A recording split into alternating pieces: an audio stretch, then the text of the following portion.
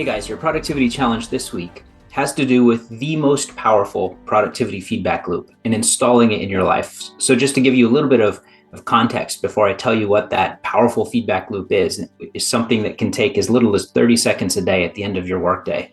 Basically, all productivity comes down to placing your bets.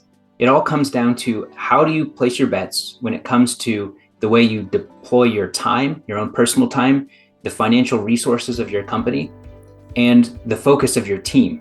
So all of these various complex things that we do to try to improve productivity, from managing teams better to using different kinds of scheduling software, using all of those different kinds of online dashboards for project management, everything that we do on an energy level and on a mental level, things to improve your sleep, things to improve your focus and your attention.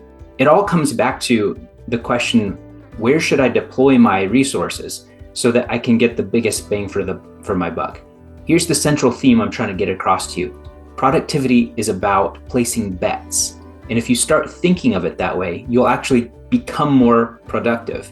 This is why, if you look at my sign off on my emails, I always say I'm a productivity coach and a decision consultant. And some people ask me, well, which are you? Like, it seems like if you're doing both of those things, you must not be very good at either one of them. But the truth is, I can't distinguish between those two, because most of the work that I do with entrepreneurs, the reason why thoughtful, far-sighted entrepreneurs hire me to work with me so that we have this cadence of sitting down to slow down our thinking, look at everything they're trying to accomplish, and think through it together. The reason they hire me to be their private thinking partner is because they've recognized that productivity is really about placing your bets. It's about making decisions. And so we go through that process of saying, how can we refine the decision-making process so that it's not just this impulsive thing where we're making decisions about how to deploy our time, for example, based on who pinged us on Slack or what email message grabbed our attention. But instead, we become more purposeful. And we say, by thinking ahead, by looking further ahead, by being more farsighted and taking into consideration what we know about human nature, we can probably set things up in such a way that we use some of our time to create a system that actually directs our own attention and time in a more efficient manner towards the things that have the most leverage, the things that have the most crucial impact to our long-term goals. And by doing that, you actually go much faster. That's why slowing down allows you to go faster. And so what bets are we talking about? Just to give you a few examples, if I hire this person, will it actually buy back some of my time, or will I just spend so much time training them and then it turns out they don't have the skill set I need anyway, and we have to fire them, and it was just a big waste of time? That's a question of placing a bet, right? Or if I focus on just my core strengths and I spend less time in meetings with my team, will the team start to lose momentum because of my absence? Again, it's a question of how am I going to deploy a limited resource, your time? And as you think about this, my challenge to you is to use some kind of system to improve your capacity to think in bets when it comes to productivity. And so I'm going to give you my favorite one, but I'm going to give you three today. So one is just to plan the night before. A lot of my clients do this. A lot of people know it's just common sense that if you sit down and you make a plan for tomorrow, you come in with a different level of energy and momentum, and you're more likely to start with the most important things. Another strategy is just to identify that one thing, that one priority that you're going to focus on first. The thing that you say, if nothing else gets done today, I will get this one thing done that takes me closer towards the goals that matter the most. No matter how many fires I have to put out, I'm going to finish that one thing. That, again, it comes down to identifying what you're doing is you're thinking ahead so that you become less impulsive with how you place the bets of where you deploy your time, that crucial resource that we only have so much of. Here's my favorite, though. This is the most powerful productivity feedback loop that I've ever seen, and it's so simple. I just want you to do an end of day review where you just pause for 30 seconds and you rate yourself. How well did I deploy my time today?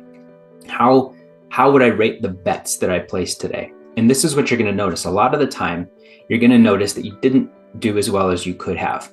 That's just an opportunity not to beat yourself up, but to learn. Because if you have that feedback loop coming in, you know, this is what I want. I want to get better at placing the bets, my bets for how I deploy my time. And you have this end of day feedback loop. Instead of rushing off to enjoy the evening and decompress, just take that 30 seconds to pause and think, Okay, so how would I have done things differently to make myself less vulnerable to that particular distraction that pulled me off in the wrong direction today?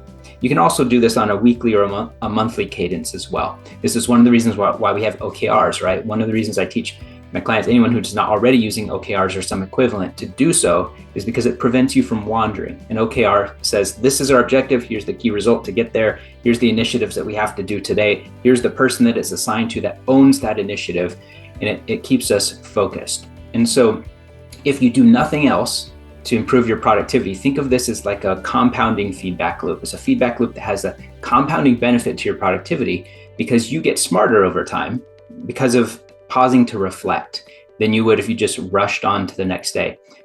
In his book, Indistractable, Nir Eyal, who somebody that tutored me on some concepts, and I worked with him for a little while on improving my own focus on just doing what I meant to do during the day.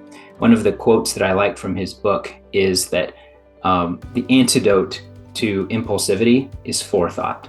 And so if you find yourself often being impulsive with how you use your time, something happens during the day and you go way off course, you didn't finish any of the stuff that you meant to, or you get to the end of a week of having worked really hard, but you're like, I know I worked really hard, but I couldn't really tell you what I accomplished in terms of meaningful progress towards the goals that matter. If that happens to you, then look at that as an opportunity for improvement. Don't beat yourself up. Ask yourself, okay, so I am getting pulled into impulsive decisions about placing my bets, and it's forethought that can prevent me from doing that. I can create the structures to my day with things like time boxing or reducing notifications, or even just having a feedback loop that will actually improve your ability to place bets and make yourself more productive over time. That's your challenge for the week. Install that one simple, powerful productivity feedback loop, and I'll talk to you again soon.